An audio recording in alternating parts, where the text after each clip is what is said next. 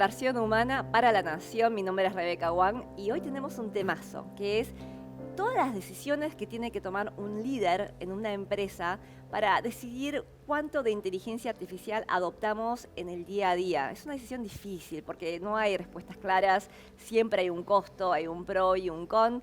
Y acá tenemos líderes de todos los rubros, tenemos emprendimientos, empresas tecnológicas, grandes corporaciones, empresas familiares, y vamos a hablar sobre cómo empezamos a pensar sobre esa matriz de decisiones y cuáles son algunos factores que nos pueden ayudar a elucidar cuál es el camino correcto para que, en definitiva, el impacto de la inteligencia artificial sea positivo para la sociedad. Pero siempre tenemos un icebreaker para romper el hielo y quiero saber, porque estamos hablando de la transición al mundo de la tecnología y muchas empresas ahora van a tener un poquito de la inteligencia artificial que nos convierte en mutantes, en androids, ¿no?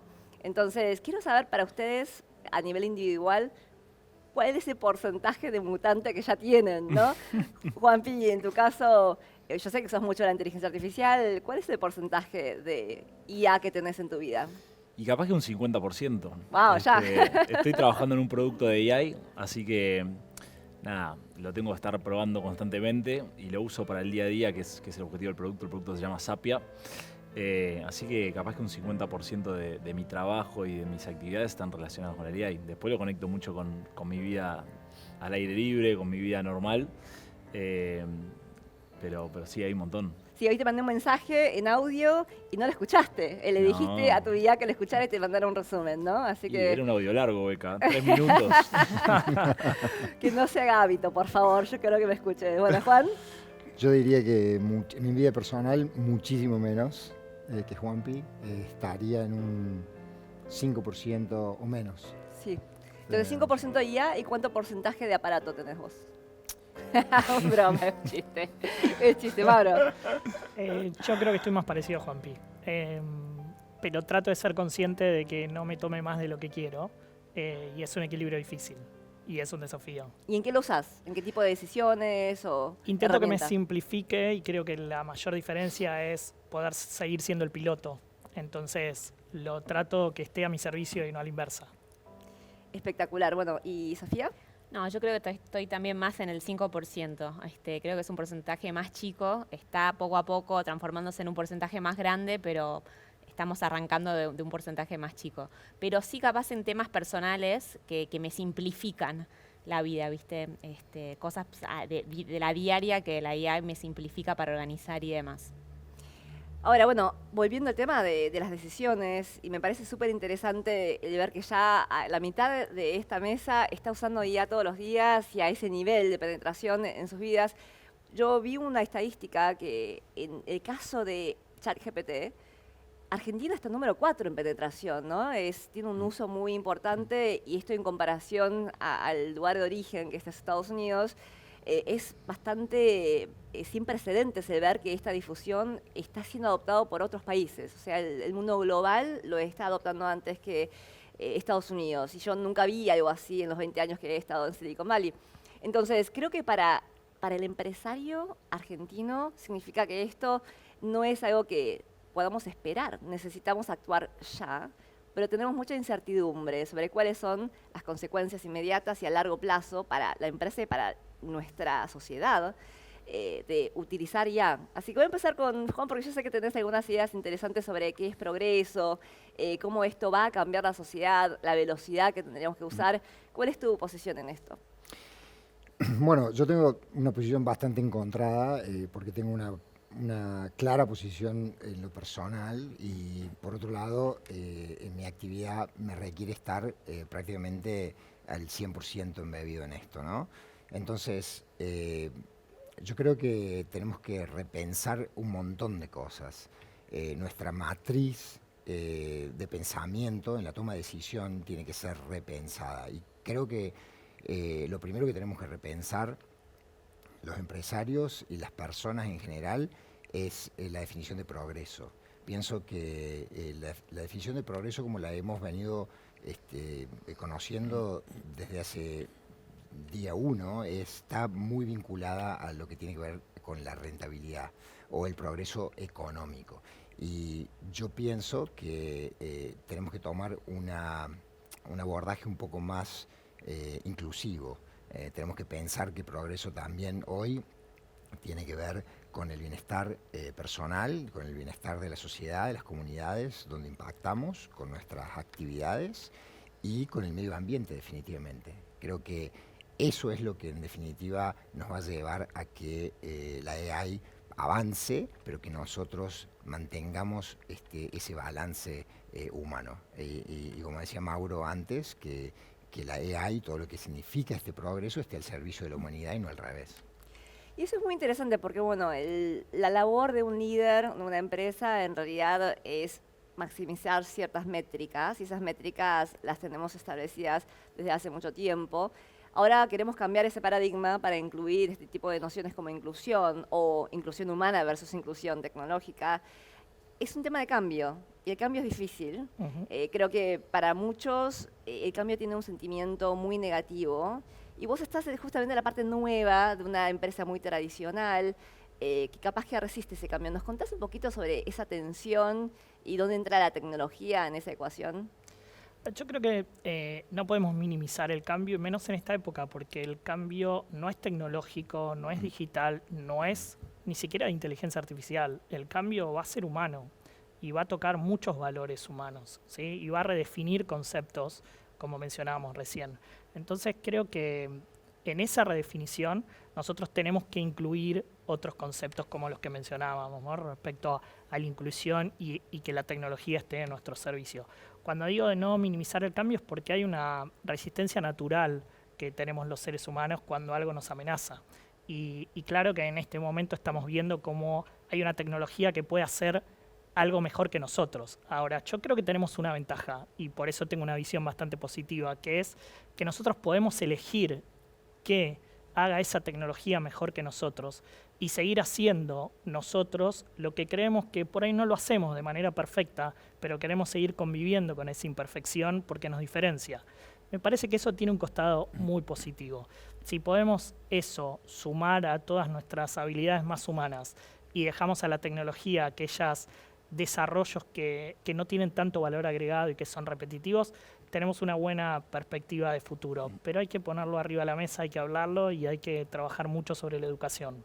¿Y cómo hablas de esto? ¿Es cuestión de dinero? Porque, bueno, si hablamos de dinero, se estima que posiblemente la inteligencia artificial pueda abrir mercados de tamaños que ni siquiera podemos imaginarnos, ¿no? Por ejemplo, bueno, en el peor de los casos se estima 15, 16 trillones de dólares se pueden generar gracias a la inteligencia artificial, pero muchos ahora dicen que se parece más a 200 trillones. Y ahora si pensamos eso en el contexto de todas las empresas en el mundo hoy, estamos a 100, 111 trillones. O sea que estamos multiplicando la cantidad de negocios en el mundo de una manera increíble. ¿Es ahí donde está la respuesta a la atención o estamos hablando de otros temas, otras métricas? Digo, para no escapar de la pregunta, probablemente entremos en una crisis más de abundancia. El concepto de crisis de abundancia tiene que ver con esto. Podemos producir mucho más. O sea, tenemos que encontrar la forma de que esa producción nos genere progreso en el sentido amplio de la palabra. Creo que existen de esas tensiones y existen tensiones más cotidianas que significa si esto me va a reemplazar a mí o no y qué perspectiva voy a tener yo hacia adelante. Y ahí es donde me parece que la contención de estos cambios, el poder hablarlo, el poder ponerlos en palabras, utilizar la misma tecnología para formarnos. Hoy tenemos al alcance de la mano toda la información y creo que tenemos que incentivar a que eso suceda para que empecemos a tener un equilibrio mucho mayor al que tenemos hoy y que esto no produzca la amplitud de nuevas brechas. Ahí puedo hacer un aporte. Claro que sí. Mira, yo pienso de que hay un factor que es muy importante en lo que estás diciendo, Mauro, que tiene que ver con la equidad. Yo veo una enorme, una cantidad de oportunidades inmensas, como lo decía Beca recién. Y ese multiplicador, ese factor multiplicador, creo que existe y es tal cual.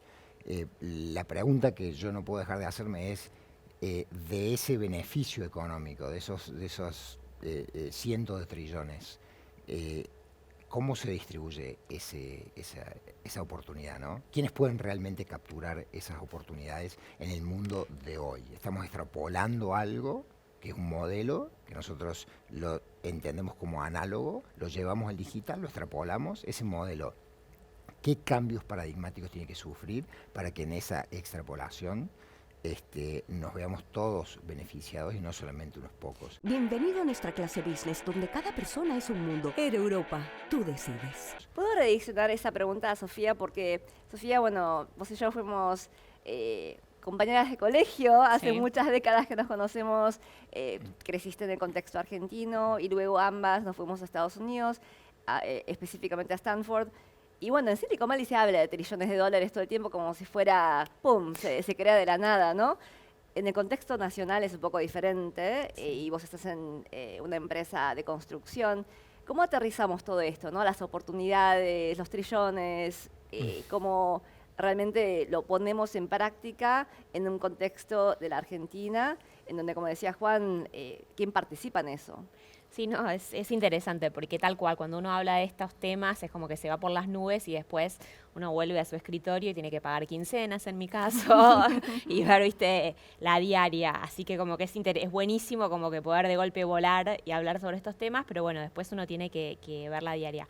En tu industria capaz también la tienen, viste, con lo que son los sindicatos y bueno, uno tiene que lograr balancear esas dos cosas, balancear el avance con cosas, con los sindicatos, con las tecnologías, y a la larga creo que todo se beneficia y todo resulta, o sea, creo que viste la torta sigue creciendo y crece para todos, pero bueno, uno tiene que más o menos lograr balancear esas cosas y aplicar tecnología, pero también saber hasta dónde y en qué se puede y cómo conviene.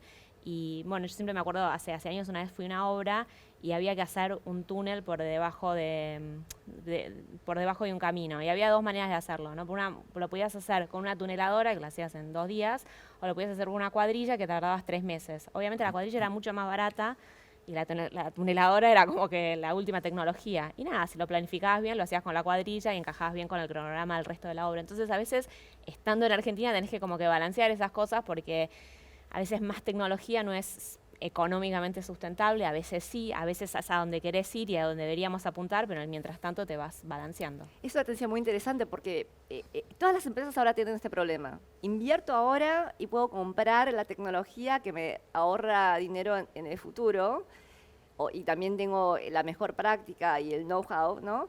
Pero en el futuro inmediato a veces todavía me conviene no cambiar. Entonces, resumiendo un poquito lo que hablamos hasta ahora, es la tensión de pasado, lo que ya sabemos, y el futuro más incierto, pero potencialmente más eficiente, y cambiar las métricas que diariamente usamos para evaluar nuestras decisiones. Otro tema de tensión, que no es solamente el tema de dinero, es cuánto humano y cuánto máquina, ¿no? Porque vos, 50% mutante, ya no escuchás mis mensajes. ¿Qué pasa cuando todo está intermediado por la tecnología? ¿Tenés ese conflicto cuando estás creando una aplicación que puede disminuir la conexión humana todos los días? ¿Cómo piensan ustedes como fundadores esta influencia que tienen en la humanidad? Nosotros en el equipo de Sapia somos muy optimistas. Pensamos que estas son herramientas para apalancar a la humanidad, a ayudarlos a vivir mejor, a ser más productivos y a hacer más de las tareas que nos divierten y a hacer menos de las que no. Y nuestra propuesta es ayudar a los latinoamericanos a vivir mejor. No queremos usar el AI para sustituir a las personas o para sustituir trabajo, todo lo contrario. Queremos generar herramientas para que personas que antes no podían acceder a un asistente, a un secretario, bueno, puedan tener una experiencia similar y puedan tener una mejor calidad de vida, puedan ahorrar tiempo, puedan ahorrar dinero y puedan vivir mejor. Hay un paper que se publicó hace poco de Darío Amodei, el fundador de Anthropic, que es el número 2 de AI del mundo, y él pronostica una utopía con todas las cosas de AI. Y ayer hablaba con un amigo mío que es contador y me contaba de cómo es su día a día de trabajo y la cantidad de tiempo que pierde en hacer tareas manuales, él como dueño de un estudio contable, y era casi 30 o 40% de su tiempo. Y él decía, claro, si yo pudiera automatizar todas estas tareas manuales que yo hago, tendría mucho más tiempo para vender, para salir a conseguir nuevos clientes o para analizar los negocios de mis clientes y darles mejor asesoramiento. Entonces yo creo que eso es lo que tiene que suceder y tenemos como empresarios de tecnología también ayudar a que suceda y no pensar en estas herramientas como herramientas de sustitución del humano o sustitución de la conexión, sino todo lo contrario. Bueno, voy a desafiarte un poquito esa posición porque creo que tendrías una buena respuesta y muy interesante. No escuchas mis audios, ya no escuchas mi voz, lees el transcript, ¿no? ¿Cómo conectamos vos y yo? ¿Cómo nos conocemos? ¿Cómo seguimos interactuando humanamente? Pero después nos vemos acá y nos damos un abrazo. No, hoy no escuché tu audio porque estaba en una reunión realmente y era un audio largo. Es un ejemplo, ¿no? Es un ejemplo de entiendo la yo sé. eficiencia, pero cómo realocás ese tiempo que ganás Sí. para conectar. Es una buena pregunta. Me parece que nada, quizás ese audio de 3 minutos hubiera esperado en escucharlo hasta las 3, 4 de la tarde si hubiera tenido que escucharlo. Y bueno, te pude responder en el momento por haber podido transcribirlo. Entonces quizás ahí aumentó la conexión y la cercanía. Yo creo que tenemos una invitación a volver a algunas bases. Y eso puede ser positivo. Yo comparto un poco tu mirada, pero a la vez también lo miro con cierto resguardo sobre mí mismo porque veo que pierdo capacidades en la medida que apoyo todo sobre la tecnología. Capacidad para ubicarme, capacidad para resumir un texto. ¿Sí? Entonces, hay una parte de mí que tiene que conscientemente no delegar eso, ¿sí? Porque la tecnología va a tener la posibilidad de resolverlo, como decíamos antes, y probablemente mejor que yo. Ahora hay una capacidad consciente de decir, hasta ahí llego, ¿sí? Porque ese es el beneficio que tengo, pero esta parte no la quiero perder. Si logramos eso, me parece que la visión positiva va a ser la posibilidad de redefinir otras cualidades humanas que van a resaltar cada vez más. Una de ellas va a ser la imperfección, una de ellas va a ser la empatía, una de ellas va a ser el poder contar una historia, el relacionar de otra manera. Y me parece que ahí sí, como humanos, tenemos una potencialidad a la cual, por lo menos en el corto plazo, no ve la inteligencia artificial que pueda capturar. Sabes que la imperfección me hizo recordar un artículo reciente en donde una compañía que crea mensajes automatizados pero personalizados a potenciales clientes incorpora un error gramatical intencionalmente para pretender, o sea, para ser un poco más familiar, más humano, porque los humanos no somos perfectos, ¿no? Exacto. Y entonces ese juego de creo una emulación de la imperfección humana me parece fascinante. Pero también, bueno, tenemos que repensar el tema de la productividad, ¿no? Tenés más tiempo, sos más productivo, pero ¿en qué usamos esa productividad? Este concepto de la productividad surge de la revolución industrial, ¿no? Que los seres humanos tenemos estas unidades de productividad, sea 40 horas o 35 horas, y que después de que nos exprimen todo el jugo, vamos a casa, nos volvemos a rejuvenecer y volvemos a trabajar. Pero ahora, siempre que existe esta tecnología que te permite una ganancia en eficiencias, que ha pasado antes, ¿no? Desde los 1930 se ha predicho que la tecnología va a liberarnos de ciertos trabajos, siempre hemos, yo creo que cometido el error de rellenar la ganancia de eficiencia con más trabajo. Hay un libro buenísimo que se llama Bullshit Jobs, de un antropólogo inglés, que habla justamente de esto, que siempre nosotros volvemos al mal hábito de llenar nuestras agendas con trabajos en realidad no divertidos, que no nos gusta hacer. Yo sé que tenés una opinión sobre esto. ¿Cómo deberíamos pensar sobre la productividad? Lo primero que tenemos que redefinir es qué significa el bienestar. ¿Qué significa estar bien? Hablábamos de construir tecnología para mejorar la calidad de vida de las personas. ¿Qué significa mejorar la calidad de vida? Es decir, yo creo que para encontrar la respuesta que estamos buscando, es muy importante hacernos las preguntas importantes. Entonces, tenemos que ir al principio, nos tenemos que preguntar las cosas que muchas veces no nos animamos a preguntarnos. Yo conozco mucha gente que dice, si yo pudiera eficientizar todo esto, tendría más tiempo para estar con mi familia. Bueno, dale, lo eficienticen. No están más tiempo con la familia.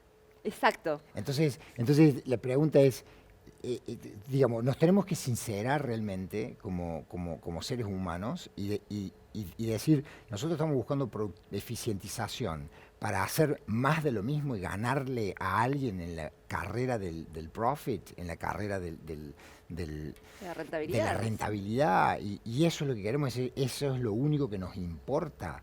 o hay otras cosas, digamos, que tenemos que... Por eso los conceptos hoy tienen que estar...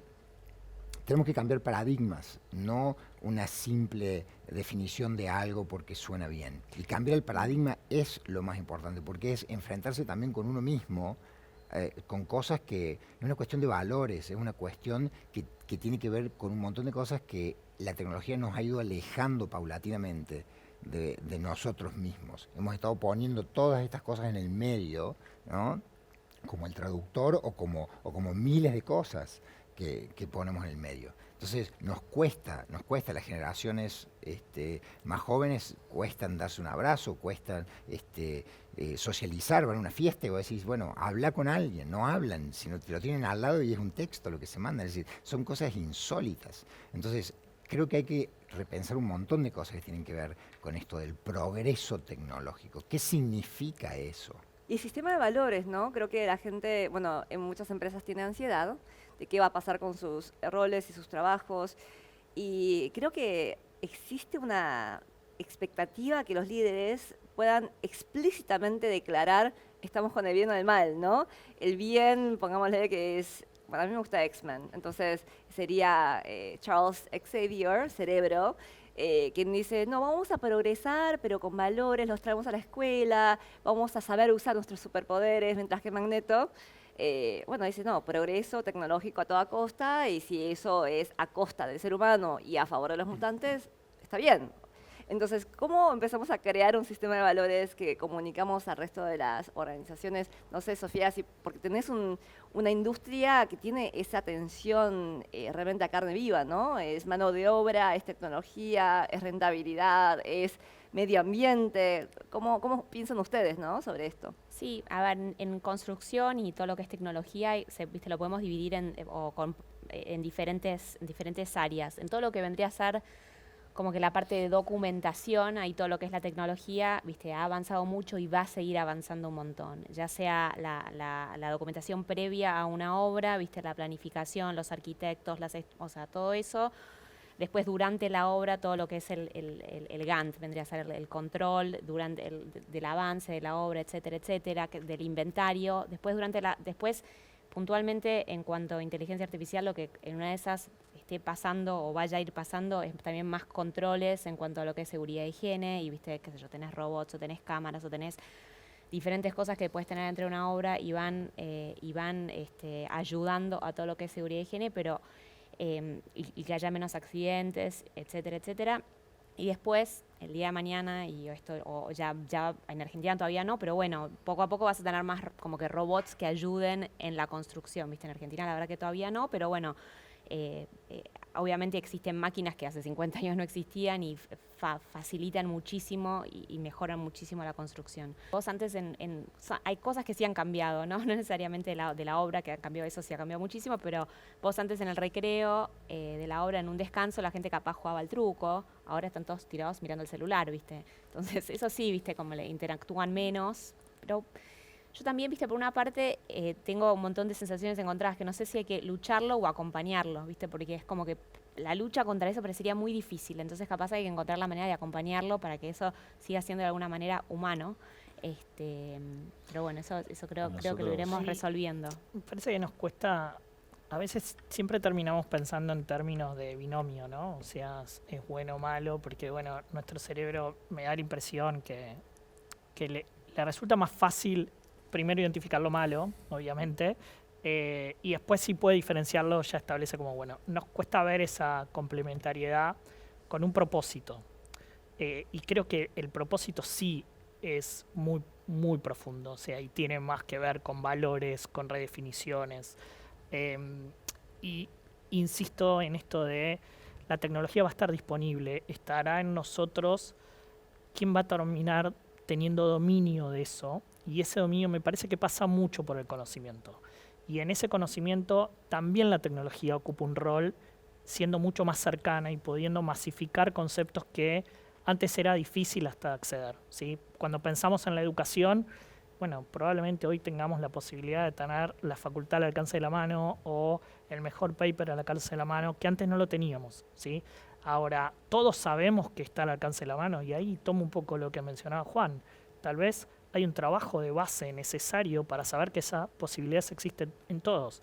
Porque no hay mucha diferencia tecnológica entre un celular de alguien con todos los recursos o un celular que alguien que está iniciando su camino laboral, ¿sí? Y eso tiene que ser una oportunidad. Ahora, Ahí está el la tema actividad es, que decía Juan también, ¿no? Sí. O sea, claro, El mío tiene más fotos, segurísimo.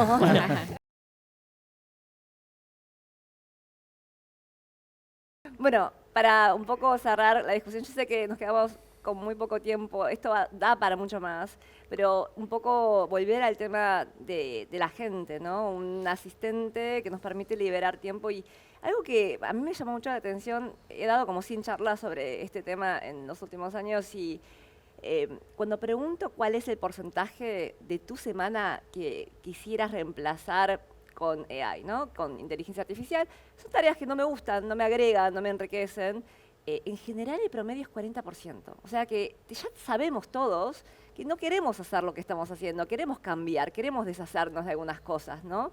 Entonces te voy a hacer la pregunta, vos sos 50% mutante, ¿hasta cuánto más vas a hacer ese progreso a la evolución, a la transición a la inteligencia artificial? Pero también ya has pensado entonces cómo vas a realocar ese tiempo ganado, porque ahora tenés mucha eficiencia. Y esta pregunta es para todos, ¿no? ¿Cuál es la intención de reemplazar ese tiempo con qué? Qué buena pregunta. Yo el tiempo que gano se lo quiero dedicar más a mi familia, a mis hijas, estar más con ellas. No sé si quiero reemplazar mucho más actividades con inteligencia artificial, sí quizás soportarlas. Por ejemplo, cuando estoy manejando, a mí manejar no me divierte mucho. Prefiero, si mi auto se manejara solo en el futuro, capaz que es más divertido poder ir haciendo otra cosa. También me divierte comentar un poquito sobre el tema anterior de la ética que preguntabas, que en nuestro caso como emprendedores también surgieron dilemas importantes. Cuando nosotros lanzamos Sapia al mercado como un asistente de AI en WhatsApp, se llenó de usuarios, creció muy rápidamente a más de 2,5 millones de usuarios en menos de un año y vimos todo tipo de casos de uso. Y vimos de entrada muchos estudiantes que lo usaban no solo como herramienta para apoyarse a estudiar, como herramienta como asistente para tareas del mundo real, pero también como consultas médicas o consultas de salud mental. Y nos daba miedo, ¿no? Porque ¿qué podía responder Sapia sobre eso? Y en algún momento también pensamos en cortarlo. Y al final la discusión fue un poco, bueno, ¿cómo le hacemos una mejor ayuda a estos estudiantes? Porque estos estudiantes o estas personas quizás no tienen acceso de otra manera a asesorarse en las dudas que tienen de salud o de salud mental. Quizás les da vergüenza preguntarle a un médico, quizás no tienen acceso a un médico. ¿Cómo estamos ayudando mejor a la sociedad? ¿Cortando el acceso o dando el acceso? Y si lo das a ese tipo de respuestas sobre salud mental, ¿cómo supervisás de que no se equivoque? Y bueno, son todos dilemas que tenemos, que nos preocupan, pero pensamos que el aporte neto es positivo y seguimos trabajando para optimizarlos al máximo también. Espero que no hayan sido mis estudiantes, porque yo soy medio estricta. Después pasame los nombres. Bueno, Juan, ¿cuánto querés seguir reemplazando potencialmente en tu vida con inteligencia artificial? Pero más importante, ¿cómo querés usar ese tiempo ganado? Bueno, haciendo cosas como esta, por ejemplo. Creo que una de las misiones que me gustaría continuar dentro de mi vida es hacer que la parte humana de la AI no se pierda. Tratar de dejar un mensaje levantando la conciencia de la gente en general, que la gente se tome el tiempo para entender cuáles son los costos de las cosas que está reemplazando, para trabajar en mi persona también. Sí, hay mucho trabajo ahí. Tenés para rato ahí. Tengo para rato, un par de vidas. Pero son todas cosas que, por supuesto mis hijos, y sí, creo que va por ahí realmente. Tratar de hacer una introspección más en lo personal y tratar de dejar algo distinto, dejar el mundo en un lugar mejor del que me lo dieron, Sí, poner una tiempo iniciativa, la Liga ahí. del Bien, ¿no? La Liga del Bien para la Inteligencia Artificial, que bueno, congrega a mucha gente pensando sobre cómo crear un impacto positivo y que minimicemos los impactos Ese negativos. es un ejemplo clarísimo el que acabas de dar. El otro es la Fundación Tecnología con Propósito, que también nace de Santex, de la corporación, gracias a los colaboradores. Son iniciativas muy lindas, pero la Liga del Bien de AI es un proyecto hermoso que les ayuda a los gobiernos a tener conversaciones difíciles alrededor de... Una de las cosas que siempre digo que me causa una sensación muy fea, donde la región de lo que es el Global South, todo lo que es de Estados Unidos para abajo, por ejemplo, y hemos estado en MIT juntos hace unos días atrás, es sorprendente cómo todos piensan de que una solución va a atacar todos los problemas y que todo el mundo tiene el mismo problema y que todos quieren la misma solución. Cuando las matrices productivas, para empezar, son diferentes, las realidades son diferentes, las culturas son diferentes. Entonces, ¿qué va a pasar con la soberanía de los países? ¿Qué va a pasar? ¿Cuál es el costo que estamos pagando por este avance, digamos? ¿Quién está pensando, ¿no es cierto?, en el día después de que algo no salga como nos imaginamos y que no sea todo color de rosa, ¿no? Porque las eficiencias y todo lo positivo y demás que está claro. Está claro. Lo que nosotros tenemos que tratar de descubrir es de saber lo que no sabemos. Ujú. ¿Hay más fútbol en tu vida? ¿Más IA? Ojalá. Yo creo que si uno piensa cómo se siente después de determinados actos que tiene que ver con compartir con amigos, ayudar a alguien, estar presente, digo, creo que ahí podemos identificar de manera emocional lo que nos devuelve. Con lo cual no sé si el desafío es que nos va a hacer bien o no, porque creo que es rápidamente identificable.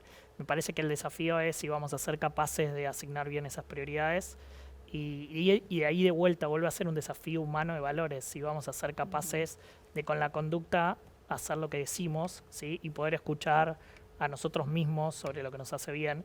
Me parece que ese es el desafío que Ser tenemos por honestos, delante. ¿no? Porque a veces tenemos una narrativa que, bueno, nos sirve, pero no siempre es genuino. Y Sofía, ¿tenés alguna idea sobre qué quieres reemplazar o cómo usarías el tiempo ganado? Sí, yo creo que diferentes observaciones. Uno, creo que cómo usar el tiempo ganado depende muchísimo también de cada persona y de la misma persona, de la edad que uno tiene, ¿no? Capaz, viste, cuando estás, no sé, 20 a 30, o sea, ganas tiempo y lo invertís en otra cosa para hacer, viste, porque te querés llevar el mundo opuesto. Y después, capaz, cuando sos más grande, lo invertís más en tus afectos, tu familia, tus amigos, los deportes que te divierten, la parte cultural que te divierte. O sea, creo que a medida que uno va cambiando, uno va creciendo, como que el tiempo que no está dedicado 100% a cosas de trabajo, lo dedica, va cambiando a qué dedica, digamos, a qué dedica ocio y cuánto ocio quiere tener en su vida. Y después también creo que todos los que estamos sentados en esta mesa somos probablemente gente type A personality, ¿no? Que va para adelante todo el tiempo. Y el mundo tiene muchísima gente con diferentes personalidades. Y creo que en ese sentido AI, viste, ayuda a que el que no quiere todo el tiempo estar haciendo cosas nuevas, etcétera, bueno, puede delegar algunas cosas a la tecnología y relajarse. Y eso está muy bien y eso es muy positivo. Y después creo que también ayuda en todo lo que tiene que ver, o sea, hay diferentes estratos socioeconómicos y ayuda a todos los estratos. Y hay un montón de gente que capaz está en un estrato más complicado, que la puede ayudar y la puede ayudar muchísimo. Y es algo súper positivo. Y creo que eso es algo que capaz no tocamos, pero también es muy valioso porque nada,